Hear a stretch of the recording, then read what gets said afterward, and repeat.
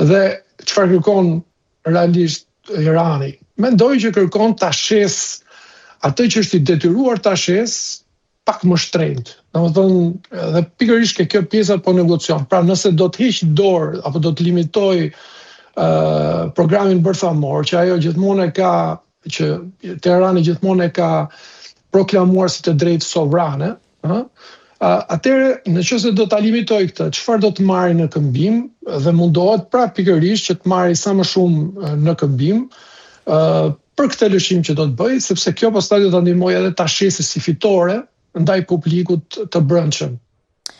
Sipas raportimeve në media, Ujdia parashikon një moratorium disa vjeçar ndaj pasurimit të uraniumit dhe zhvendosje të uraniumit të pasuruar jashtë Iranit. A mund të pranojë Irani diçka të tillë dhe a do të nënkuptonte kjo një Iran më pak të rrezikshëm? Dhe pyetja tjetër që ngrihet është, a del zoti Trump i fituar nga një diçka e tillë?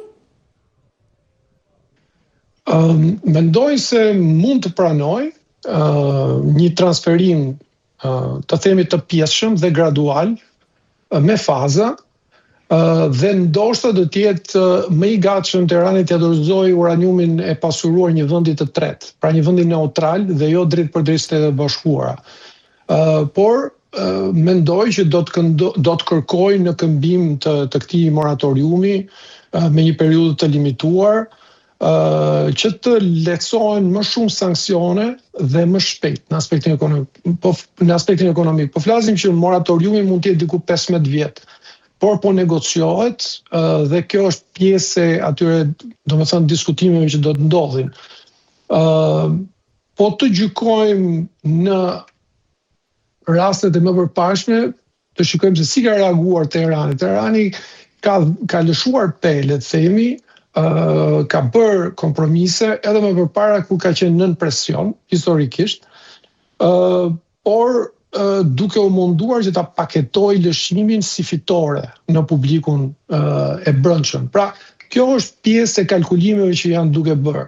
Kurse sa i përket presidentit Trump, domethënë mendoj se do të ishte një fitore, arritja një marrëveshje, pra nuk po flas vetëm për pranimin e memorandumit, po flas për një marrëveshje të plot, përfundimtare, që do të jepte fund luftës dhe do të bënte në një farë mënyre që Trumpi të merrte një fitore jo vetëm strategjike, por edhe diplomatike. Pra tregoi aftë që të arrinte një marrëveshje paqeje, se për këtë diskuton shpesh.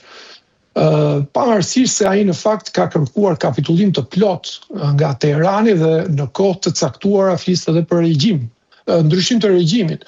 Pra nuk do të ishte një fitore le të themi e plot maksimale, por gjithsesi mendoj që do të ishte një fitore diplomatike dhe strategjike edhe për presidentin Trump.